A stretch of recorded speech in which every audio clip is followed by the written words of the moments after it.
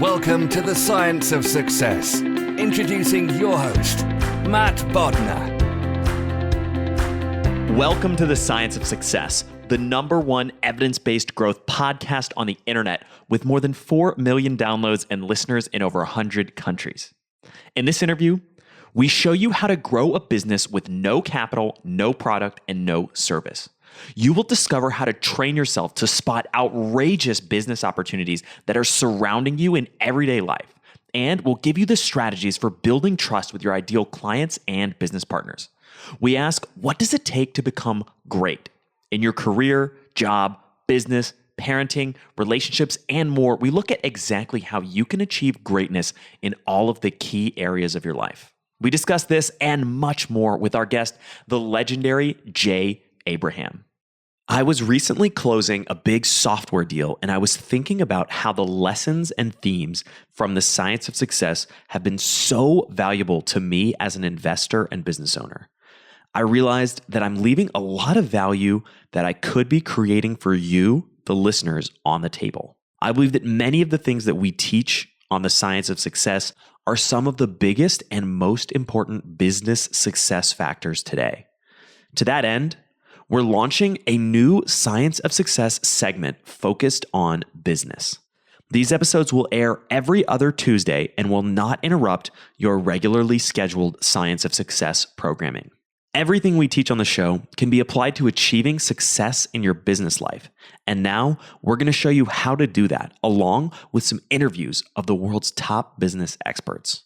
So with that, I hope you enjoy this business-focused episode of the Science of Success. Are you a fan of the show, and have you been enjoying the content that we put together for you? If you have, I would love it if you signed up for our email list. We have some amazing content on there, along with a really great free course that we put a ton of time into called How to Create Time for What Matters Most in Your Life. If that sounds exciting and interesting, and you want a bunch of other free goodies and giveaways along with that, just go to successpodcast.com. You can sign up right on the homepage. That's successpodcast.com. Or if you're on your phone right now, all you have to do is text the word SMARTER, that's SMARTER, to the number 44222. In our previous episode, we had one of the absolute living legends of psychology on the show. We discussed the greatest unanswered questions in psychology, the biggest thing people misunderstand about flow, what advice young people can take away from our previous guest's incredible career, and what he thinks the absolute biggest takeaways from his own research about flow. All of this and much more with our previous guest, Mihai Csikszentmihalyi. If you want to learn about flow from the researcher who pioneered the entire field, listen to our previous episode. Now for our interview with Jay. Please note, this episode contains profanity. Today, we have another legendary guest on the show, Jay Abraham.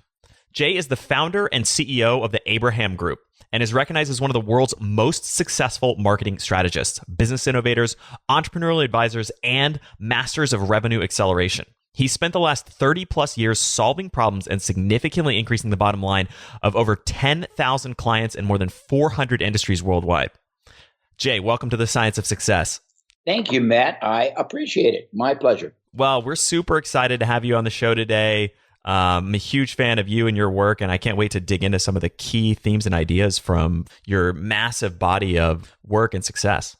Okay, let's go at it, man. One of the most fascinating things to me about you is your ability to think laterally and approach problems from a completely different perspective than most people. I want to start with a big question, but it's a question that in many ways your work has addressed in many different ways, which is this idea of how does somebody grow a business if they don't have any money or they don't have any resources or they don't have any customers and they feel stuck or they feel like they can't get to the next level because of a lack of, X? That's a great question. It's certainly a broad one. So I'll give you a spectrum of answers, okay? There's going to be 3 scenarios. You know what you want to do, but you don't really have product, service, or capital. The way to do it is through strategies that the macro we call is just mining, monetizing, maximizing, managing other people's relational capital. But what it means is if you are very very pragmatic. You can identify that whatever your problem is, whatever your resource impediment is, someone else in some other business or in the same intended business has what you want, and you can basically identify that your ability to achieve that could actually be the fulfillment of a problem or an opportunity that that other person doesn't have. For example, you might say, I've got a product, but I have no distribution, and I want to reach heads of IT departments at, doesn't matter the kind of industry, pick an industry. And you can find people who've already sold products or services to that decision maker who have nothing else to sell, but spend an enormous amount of time building goodwill, trust, the relationship. If you show them that they have a sunk cost in that relationship, and then you are able to demonstrate proof to them the value, the qualitativeness, the performance capability of your product or service, you go to them and you ask them to either introduce or outright sell that product to you. If you needed an office that you didn't have in a city and you had no money, you find somebody else that sells to a similar target audience who has underutilized capacity, and you make a deal to sub-office with them. We've done this with trade show booths. We've done this with skill sets. We've done this with people who had advertising capability. We've done this with platforms. We've done this with media. That is one way to do it. Another way to do it, which I did one time, and we made someone like $1.5 million in 6 months, is you go to some of the more popular categoric areas of search. You don't go to the first page. You go to the second or third and down, and you start finding what I call arbitrage. You find somebody who's got a book, but he or she doesn't have a seminar. You find somebody who has a seminar but doesn't have a book. You find somebody who has a book and or a seminar but doesn't have coaching. You tie all that up, you put it all together, you take a piece of that. That's another way. Another way is you find somebody very successful in a category that does not have the desire to expand nationally or internationally, and you set an arrangement where they let you use basically their IT for either a royalty or for a percentage. I mean, I can go on and on and on and on. We have a whole book that is called How to Get the Money for Your Great Idea or Startup and What to Do If You Can't. And it goes through all the alternatives to capital. But capital impairment is not a reason you shouldn't grow.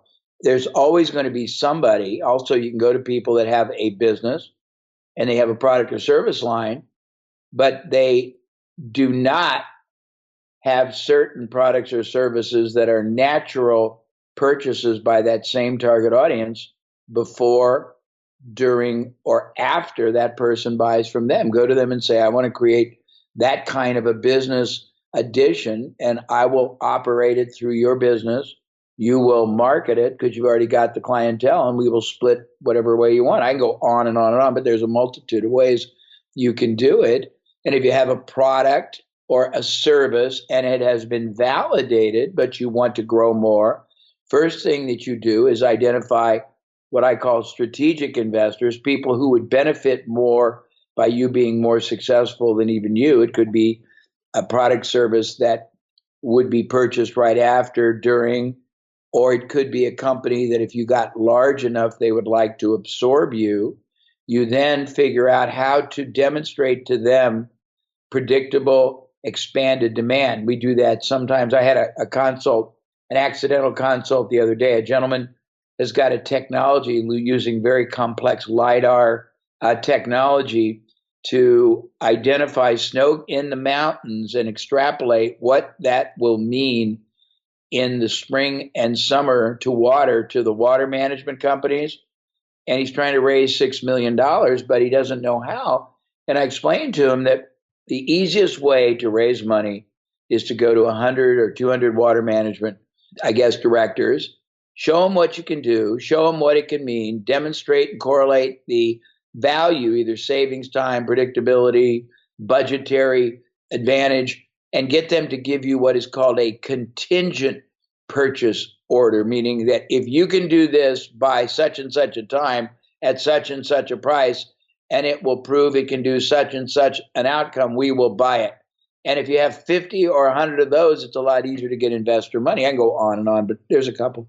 Those are great. And I want to drill down on the first example, or one of the most basic examples of this idea of relational capital. Let's go with what you said. Let's say I have a product or service. I'm selling it to IT managers. So I go and approach people who are selling to IT managers already, but selling something that's a complementary related product to mine. How do I go about building trust with those people, convincing them, hey, you should introduce my product to your client and kind of insert me into your client relationship? Well, trust is created many ways. First of all, from a clinical standpoint, and I'll be happy to provide you with some of this if you want to share it with your audience. There are experts in soft skills. Stephen M.R. Covey, the son of Stephen R. Covey, is the preeminent leader and the master at business trust building. There's 13 characteristics that if you can incorporate those into your being, they give you something like 300% more probability of success. So the first thing I'd say is integrate all the characteristics of trust building authentically into your being. That's one. Number two is proof, demonstration, and preemptive overcoming of predictable concerns is the second way. So you got to prove, first of all, that your product or service performs. Second, you've got to be able to denominate what that performance should look like and how that performance is measurably, either tangibly or intangibly, superior to what's out there. Third, you've got to show that that performance has some kind of either economic value and profit enhancement, productive value and either more effectiveness or more savings, reduced personnel, more reliability. So you got to be able to do that first. Second, nobody wants to be the first in. So you've got to find 2 or 3 companies that are willing, or organizations, depending on the product or service, willing to basically be your experimental guinea pigs. You've got to basically invest in them. Usually if you can get an investor and ask him or her just to fund the pilot applications, what I normally do is get the guinea pig beta testers some kind of a participatory bonus. If it works and they are authentic and not inaccurate, as long as they're not manipulative and scamming, if it works, and they will be our validators, our testimonials, we give them either and it's fully disclosed, we give them either a percentage of the revenue, equity, some consideration, or services for 3 years gratis, something that is worthwhile to them, but not covert. That's another way to do it. I always believe that the best way to get somebody passionately and what's the word I want to use? Unhedgingly, strongly behind your product, your service, your business proposition is to prove to them it performs. Many people don't really grasp that, but Damon John, who I've done stuff with, wrote a book, and it was called The Power of Broke.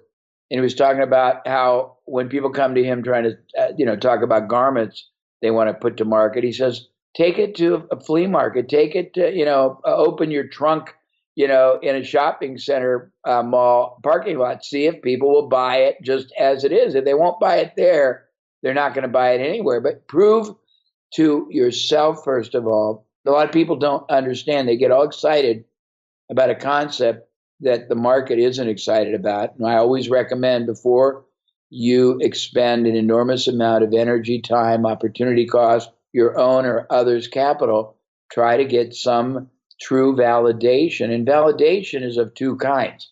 If you ask people, it's, the idea of what do they call it when you go and you query a group? My brain has got a gap right now. Market testing or market surveys. It's word for it.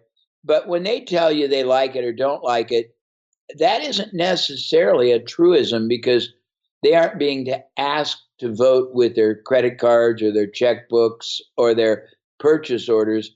The only vote that counts is if somebody's willing to commit. The only truth that counts is if the product or service is able to perform. Performance is a very relative concept.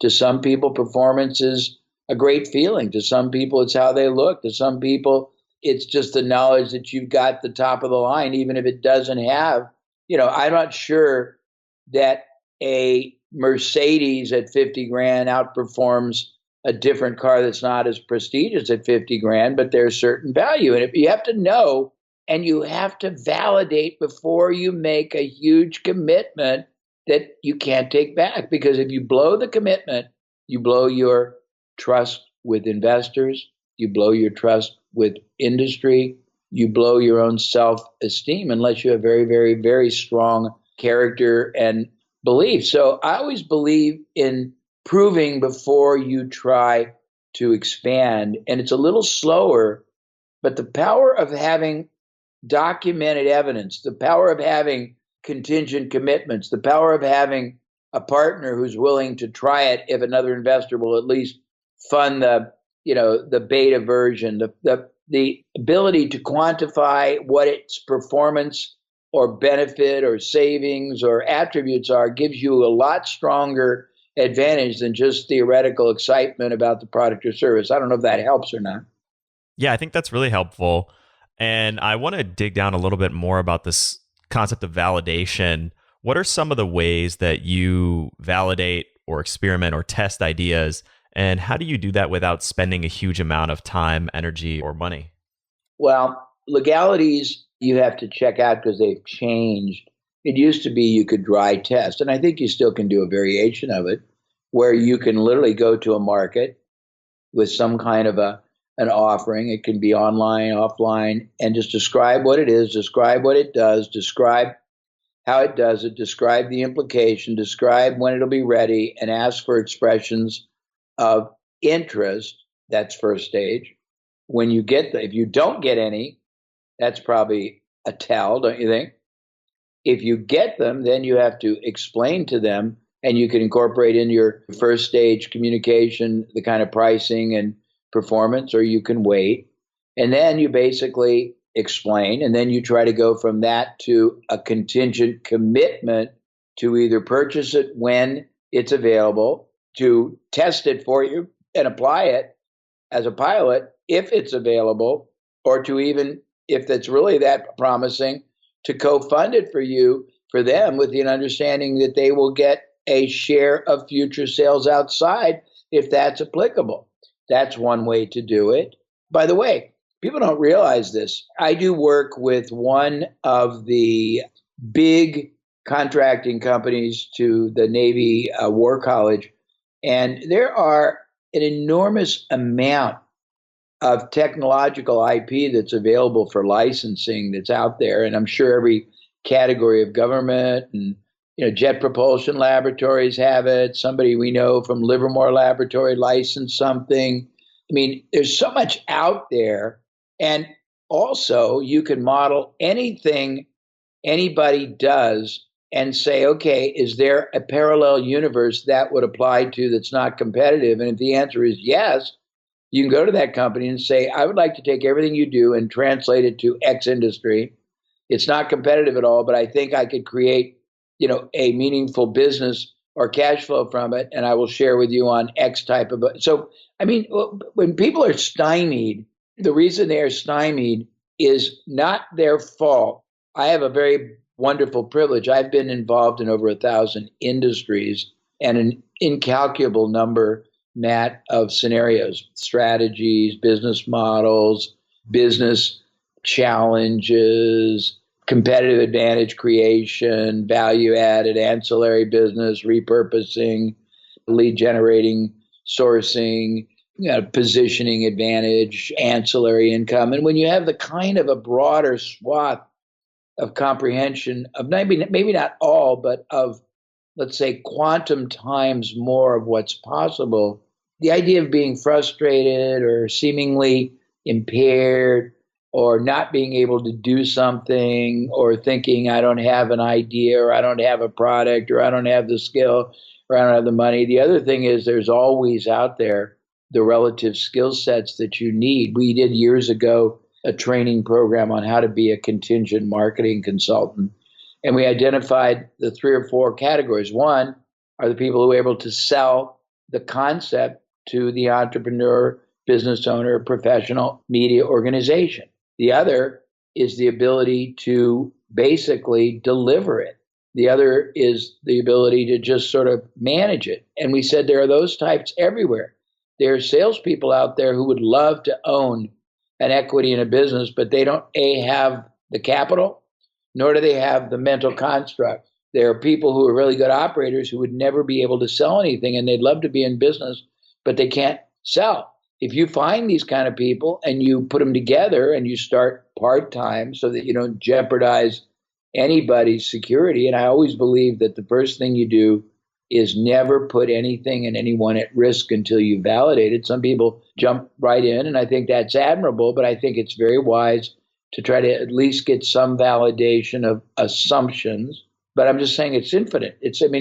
Jesus, there's just so many things you can do. Tell me a little bit more about this idea of JVing, power partnering, et cetera, for a skill set or a capacity, and maybe some examples of people who've done that in the past.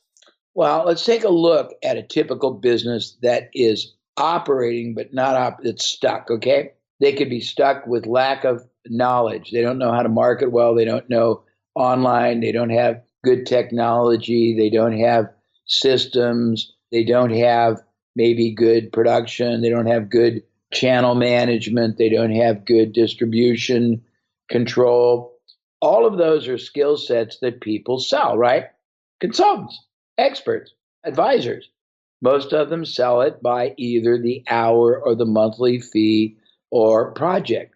But what people don't realize is that in any category of expertise, there are people like myself, and I'm very expensive, and there are people that are, let's say, ordinary general experts, and they're fairly priced, but it's very rare that everyone is fully utilized, that everyone has every hour of their time consumed. If you identify not one, but maybe 15, and you go to them down the line and say, I have this challenge, and if we can quantify what your contribution can mean to it, either an increased revenue, savings, productivity, any denomination that can be converted to me paying you, I will pay you X for Y amount of time in exchange for you investing your expertise.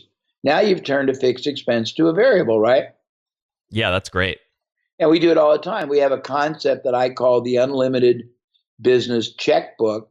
And the concept is within about 90% of the categories of impairment, resource impairment, economic impairment, IP impairment, capital, and there's many derivatives of capital, human, relational, intellectual impairment. You can overcome almost all that with a strategic alliance, with a power partnering, with a relational capital move or maneuver. And then there's a whole nother side of it. It's control. It's getting access, having access to people's assets. In other words, you might find that you get access to somebody's buyers, and then you can do it with lots of those somebodies in the same field all over, and you can have a back end or a front end. Just an example that's fascinating, and it's a very simple one. In the home improvement business, people don't realize it, and I don't know, you have a home, right?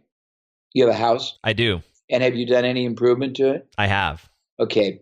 Typically, not always, but there's a very high statistical probability, Matt. If you are going to improve a function or factor in your home, normally the first one is a kitchen because that's a focal.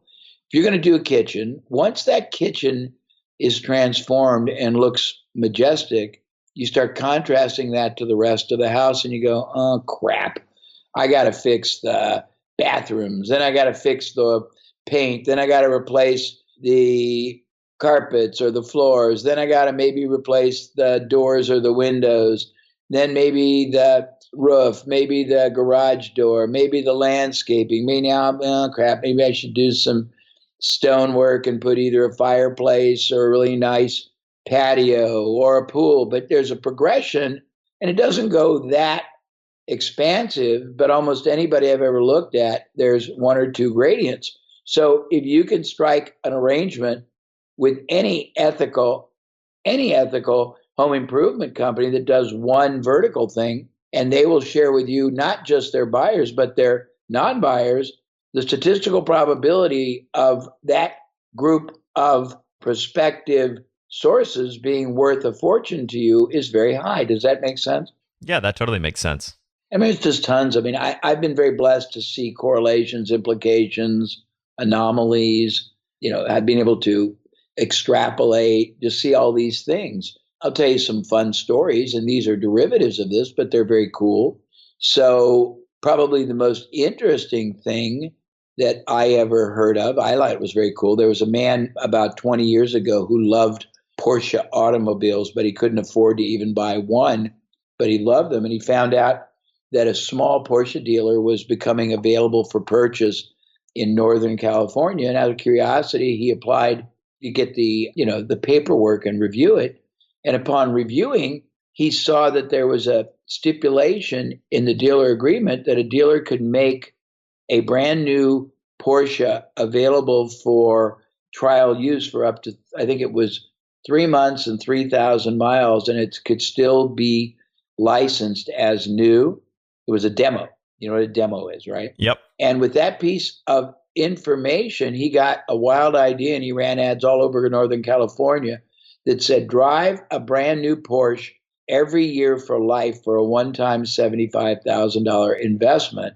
And it cost, I think it was $1 million he needed for the dealership, but he got 2 million plus from people who came in because he was able to make these Porsches available to them. And two things happened. They became his greatest referral sources. Half of them didn't really exchange Porsches. They just bought theirs from him at a discount. He created a dealership, and he ended up with $1 million plus capital. He had not 1 point of interest, and he had not 1 point of equity he gave out for doing it. It's a pretty cool concept. It's incredible. I love those kinds of stories. There's so many from the archives and the war stories that you have. I'd love to hear if another one comes to mind, another kind of example Sure. of that really innovative lateral, connecting the dots and thinking in a different way. Yeah, I had a friend. I don't think he's dead. I just don't have contact with him anymore. And it was pretty cool. I'll tell you a couple of cool ones that are all true. Years and years ago, he realized that the Rose Bowl, the big stadium that they play the Rose Bowl in and that UCLA plays in, was not being used something like 3 weekends out of the year except for at key times. And so he went and he negotiated with them to get the rights to use it to create a flea market. He knew nothing about flea markets. But once he got the agreement, he went to the biggest operator of formal flea markets in the country, and he flipped the agreement to them for a cash upfront and a percentage of all the revenue they got from leasing the flea markets. And he got it for, I think, 20 years. That was pretty interesting. Probably one of the ones everybody loves is Carnival Cruise. You know what that is? The cruise line that's got, I think they own now 5 or 6 other cruise lines. I knew the marketing guy when they started, and the man that started Carnival Cruise had one ship. It was a beat up used ship. The guy was so capital impaired that he could only afford to paint it on one side. He would have to bring it in on the painted side so that people coming on would see it and it would look at least reasonable. It would go out, it had, I think, 800 rooms and would go out half full every week. And the man who owned it had a brilliant distinction. He realized that every week it was going out half empty, and those 400 rooms at that time were worth $800 a week. That's $320,000 worth of buying power down the drain. So he got my friend, who's now deceased, but my friend who was the marketing manager, to go to every kind of radio station, television station, publication, and trade them credit for use on Carnival Cruise in exchange for advertising. But he actually let them have 2 years to use their credit, but he used his right now. His credits drove all kinds of paid cash people. When anybody from the media used their credits, which he absolutely made possible, but a lot of the media used it as gifts to their employees, bonuses, gifts to their clients, and a lot of the clients would buy second and third rooms, so they got cash even on the utilization of the credits. But when anyone redeem the credits, the owner of Carnival would charge a $39 surcharge. And that charge covered the incremental cost of the cold cuts for for the buffet, the sheets because most of them were 3-day cruises. And he made money from the excursions, from the gambling. And that's how he built Carnival Cruise. The guy that started home shopping and then QVC modeled it was a guy that had a very unsuccessful radio station in a small city in Florida. He literally, very fascinating, couldn't sell advertising, so he would trade to merchants for merchandise. And he had all this merchandise and he had to get rid of it. So every Saturday, he would do 4 or 5 hours of literally an on-air auction to sell all the electric can openers and all the hair dryers and all the pots and pans that he had. And that was the genesis. He started making so much money that he started buying the same kind of timelines and bunches of other radio stations. And then he moved it to television stations. But I can go on and on and on and on. There was a company in Australia, very fascinating.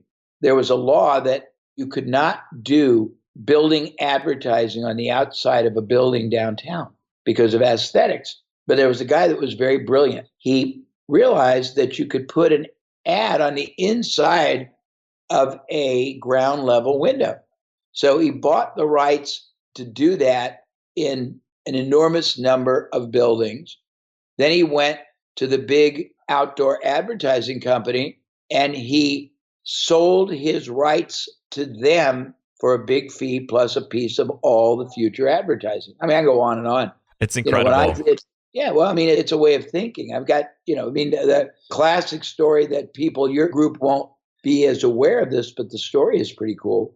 So years and years ago, an insurance company called Colonial Penn started out with a focus of trying to create group policies, going to organizations, going to associations, going to unions, and they were struggling. They were having a lot of trouble breaking in. And after a couple of years of mediocre performance, one of the very brilliant directors said, let's look at this differently. If we cannot sell a client, a group, why don't we start our own?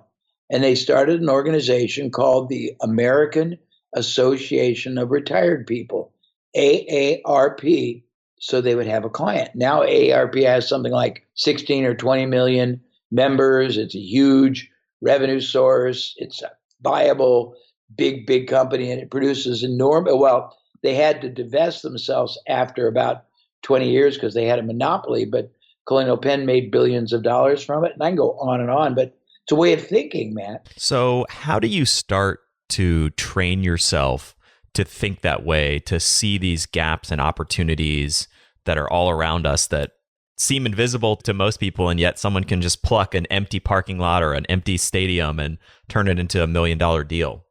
Well, I'll tell you how I am able to do it, and I'll tell you how I've tried to get other people to do it.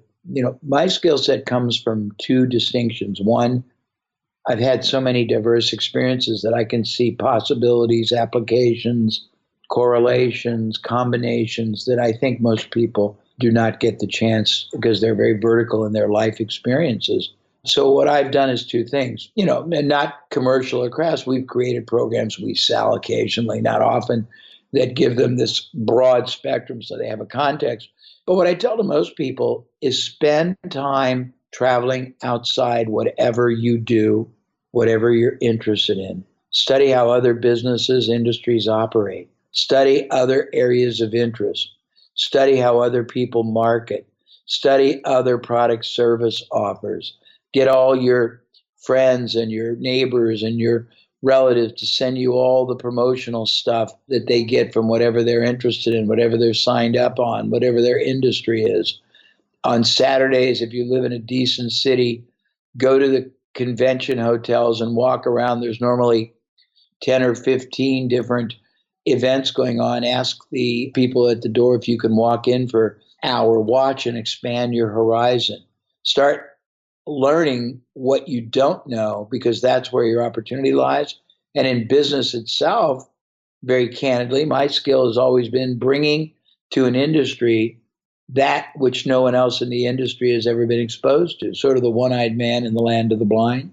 I will just borrow success approaches from all kinds of outside industries, combine them, and then introduce them to an industry where everybody is doing the same thing the same way.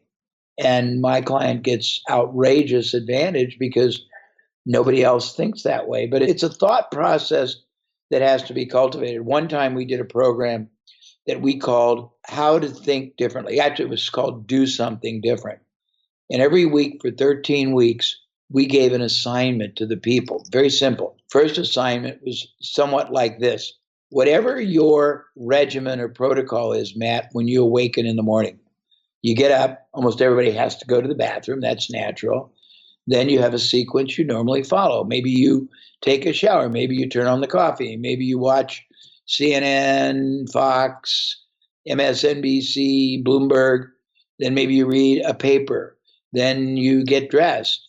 Then if you don't work at home, you go to your computer and you go on Facebook, or you go to whatever you do. Or if you go to work, you probably take either a service, can be an Uber, can be train, bus, or you take the fastest, most expedient form of transportation, the highway. We would say change your regimen for a week. Get up, and obviously if your bladder's full, go to the bathroom, but do everything else different. If you normally have coffee first, take your shower first. If you normally get dressed last, get dressed first. If you normally read the paper last, read it in the middle. If you normally drive down the highway, drive down the side streets, and force yourself to break your pattern.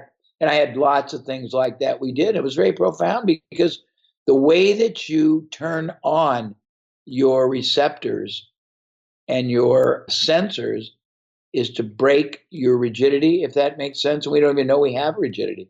That totally makes sense. So start stepping outside of our daily routines and rituals, and also borrow broad-based knowledge from different industries and topics and places, and cultivate a broad set of thinking skills so that you can really start to see things in a different perspective than other people see them. Yeah. And you don't have to be brilliant to see what I call making the money connection. You have to have the right sensory capability, and the sensors are only going to turn on as you broaden your understanding of what's possible. And I force myself. I've been very blessed. It's a little bit challenging, but my consulting practice has never been vertical. I've never done one industry or one category. I take on any kind of an industry, any kind of a problem that is within the realm of revenue generation, competitive. I don't do operations, and I don't do technology because it's not my skill set.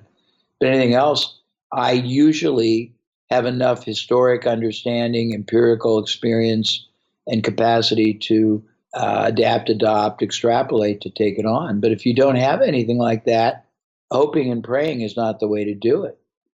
Force yourself to be interested in that which has never fascinated you before. And there's a great book that is out recently. It's called Range. And it makes the case that in our society today, that there are generalists, there are specialists, and then there are synthesists. And the people that will own and rule the business world are the synthesists, because they have the diverse capability of handling all the new challenges that have no historic precedent. Specialists only have what they know historically, generalists worse, but synthesists have this broad spectrum of understanding of so many possibilities they can draw from. Funnily enough, we and we'll throw this in the show notes for listeners, but we actually interviewed David Epstein, the author of Range, a couple weeks ago, and He's really good. Yeah, he was awesome. I'll shoot you a link to the interview too. But I like that, because in fact, if you'd let me, I'll send it out to my list because it might be very useful. I thought it was a little bit deep psychological, but if you get through the depth of it, I thought the message was powerful, didn't you? Oh, it was amazing. Well, the funny thing is that this is sort of full circle, because I think when we were hanging out in Laguna Beach, you actually told me about range. And then I was like, oh, this book sounds really interesting. And I bought it and read it. And then I was like, this guy's amazing. We got to get him on the podcast. And so we interviewed David, and now you get to listen to the interview. So that's pretty funny.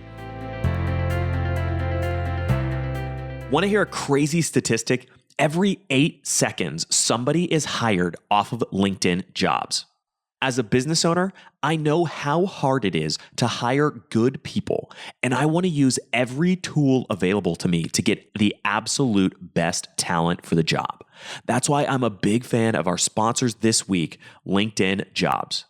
LinkedIn Jobs screens candidates with the hard and soft skills that you're looking for so you can hire the right person quickly. You can look for all kinds of things, whether it's adaptability, collaboration, creativity. You can look way beyond a flat one-dimensional resume and work skills and connect with the candidates who are going to be a perfect cultural and business fit for your company.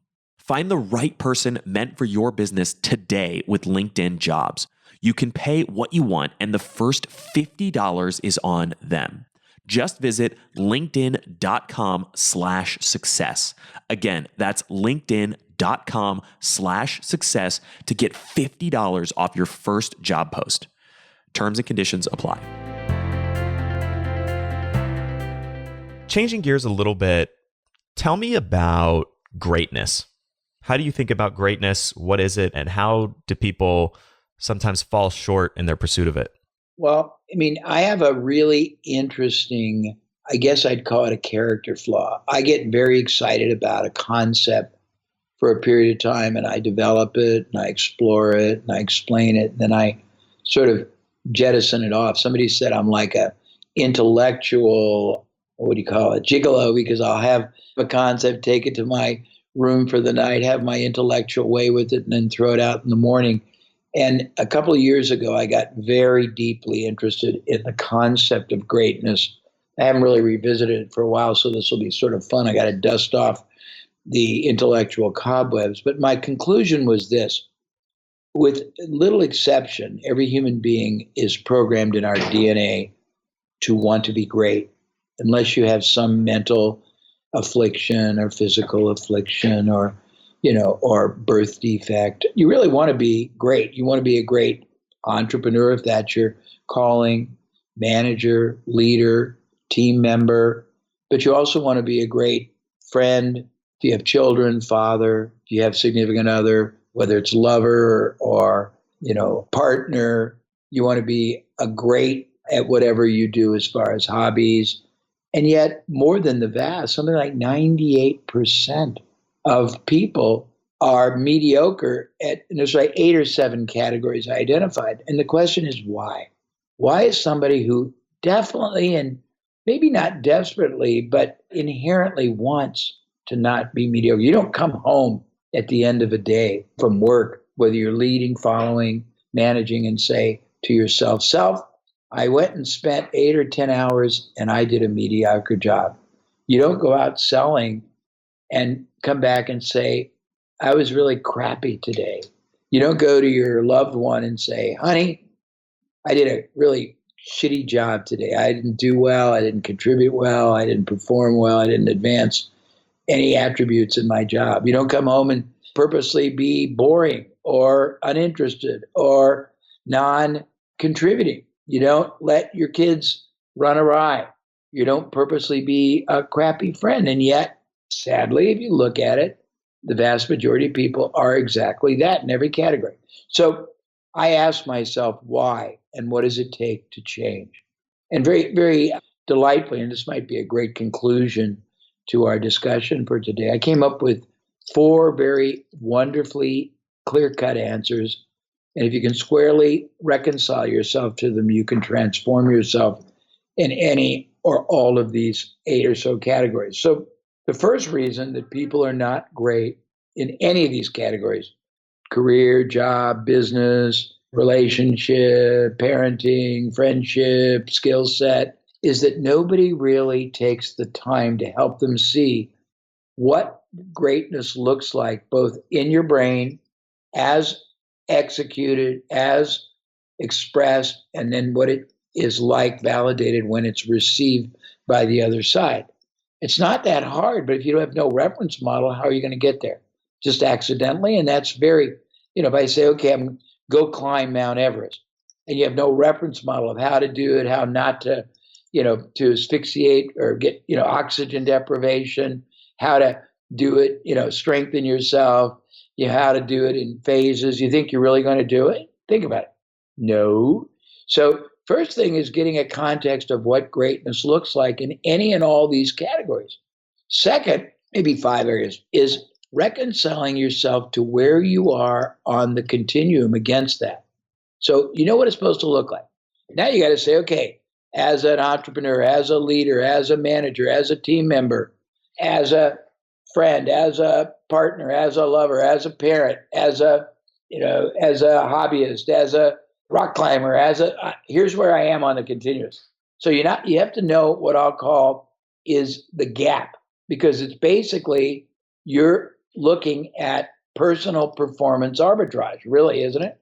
You're looking at the gap. There's another word for it, and I'll think of what it is. But then you've got to basically figure out what are the different options to get me in each category from here to there. And you've got to understand what they are, what they require, the pros and cons of each. And because one size never fits all in anything, but not even clothes. If you see a woman wearing a one size fits all dress, one woman looks really hot. The rest, it's either too tight and ugly, too short, too loose, too long. So you got to figure the right strategy in each category to achieve your goal, the safest, the fastest, the easiest, the most predictable. But then, and this is where it gets really interesting, I believe in what I call the logjam event, Matt, or the logjam theory, Matt. The logjam means you've got maybe these 8 categories of, let's call, of impaired greatness or greatness deficiency. But one of them is going to have more ultimate impact in opening up the positive flow of the rest than all the rest. If you got a terrible relationship in your personal life, you probably are not going to be able to achieve, realize, manifest greatness in anything else. Does that make sense? Totally. So you got to figure where the logjam is first. And that may seem divergent, but it's actually very strategically astute.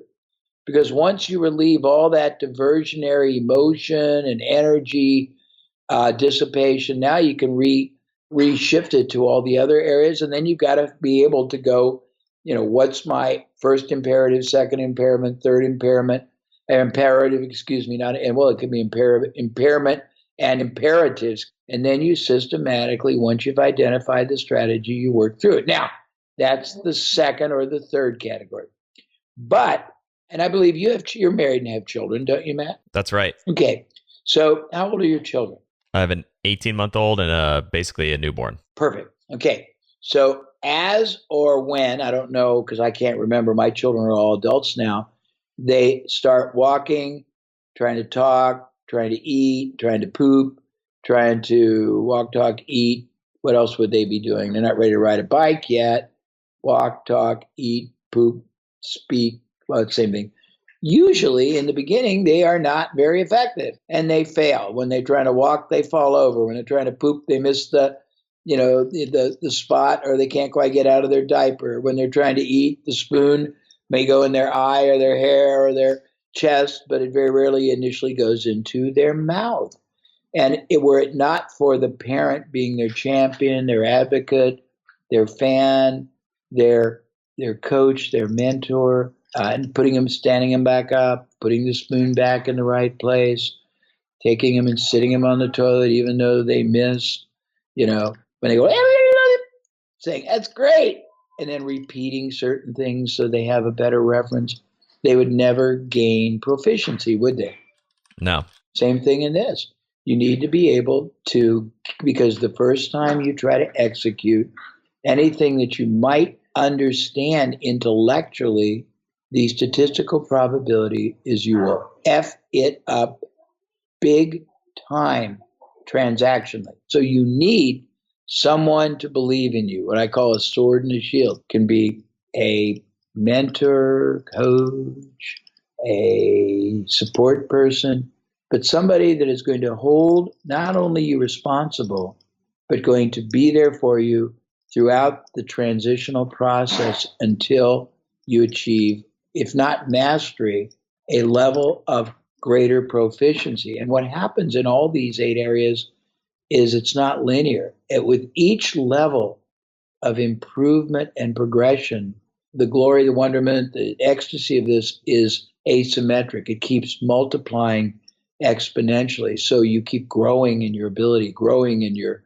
quality, growing in your proficiency, growing in your lovingness, growing in your bonding with your family, growing in your parenting at levels that you can't even imagine until and unless you go through that. Does that help? Yeah, that's great. Such a good breakdown. And the point about how the first time you do anything, you're almost guaranteed to fail, yet so many people try something once, beat themselves up, and then give up. I know we're running out of time. One question we like to ask everybody as a wrap up is, for listeners who want to take action on something we've talked about today, it could be any of the topics or themes, what would be one action item that you would give them as a next step to start implementing some of these ideas in their lives? I'll give you a couple suggestions. It's not meant to be self-aggrandizing. We have a website that, as of today, it's going to be changed. But right now, you don't even have to opt in, and it's got an enormous amount of stuff on it that doesn't sell anything. And it's, again, you can get it. You don't have to leave your name, your email. There's a whole collection of stuff on it for being preeminent. There's a whole collection of stuff on greatness. There's a document called the Abraham Mindshift Challenge. There are 2 videos on relational capital. I would encourage people to get them, or if you want to get the files and put them on your site, I have no problem with that. It doesn't matter. We're not doing them to monetize it. That's the first thing. Second is start committing yourself in terms of nonlinear thinking to start every day when you meet somebody from another domain. Ask them questions. Learn about what they do, how they do it, how they monetize, how they operate, what they read. Ask them if they would forward to you some of the things they read. Start going online and just randomly visiting things you're not interested in. Every time you do that, make a note of one distinction that you gain that you've never thought about that might have value or be interesting. Start really looking at biographies of people who were nonlinear thinkers. I mean, breakthrough thinking in its truth is nothing more than taking elements that are always there and recombining them in new ways. People like myself, Tony Robbins, were not original thinkers. We are original synthesizers. We just take stuff that's always been there and put them together. Also, and this is old because I have to think about new applications, but we used to always talk about the fact that most breakthroughs do not come from the industry you are in. The easiest analogy, fiber optics, which redefined the whole era of telecommunication, did not come from telecommunication. It came from aerospace and was borrowed. Federal Express built their whole business by using what the Federal Reserve Bank was using, which is called the hub and spoke method for clearing checks overnight.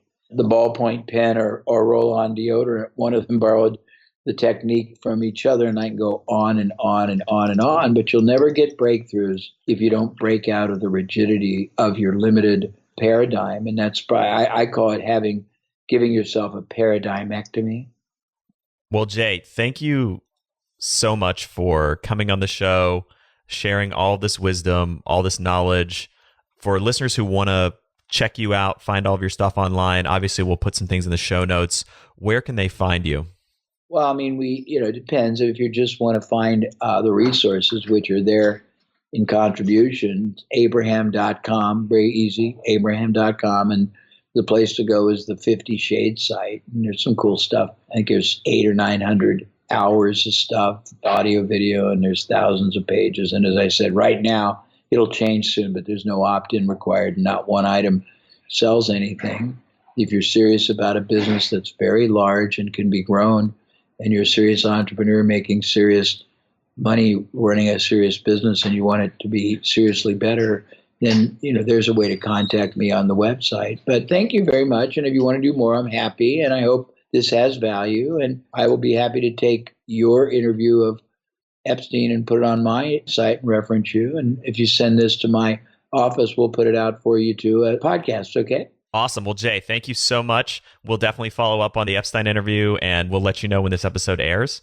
I know you got to get to a meeting, so thank you very much for coming on the show. My pleasure. Thank you, Matt. Thank you so much for listening to The Science of Success. We created this show to help you, our listeners, master evidence-based growth. I love hearing from listeners. If you want to reach out, share your story, or just say hi, shoot me an email. My email is matt@successpodcast.com. That's matt@successpodcast.com. I'd love to hear from you, and I read and respond to every single listener email. I'm going to give you 3 reasons why you should sign up for our email list today by going to successpodcast.com, signing up right on the homepage. There's some incredible stuff that's only available to those on the email list, so be sure to sign up, including an exclusive curated weekly email from us called Mindset Monday, which is short, simple, filled with articles, stories, things that we found interesting and fascinating in the world of evidence-based growth in the last week.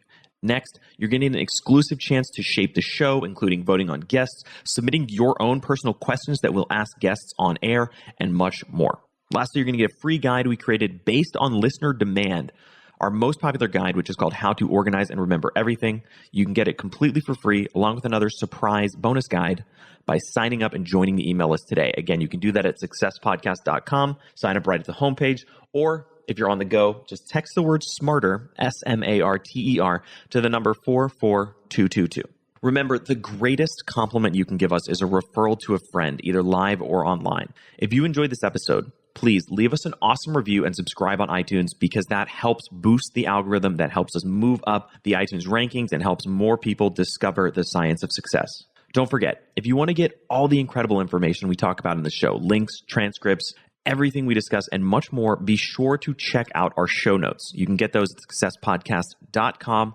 Just hit the show notes button right at the top. Thanks again, and we'll see you on the next episode of The Science of Success.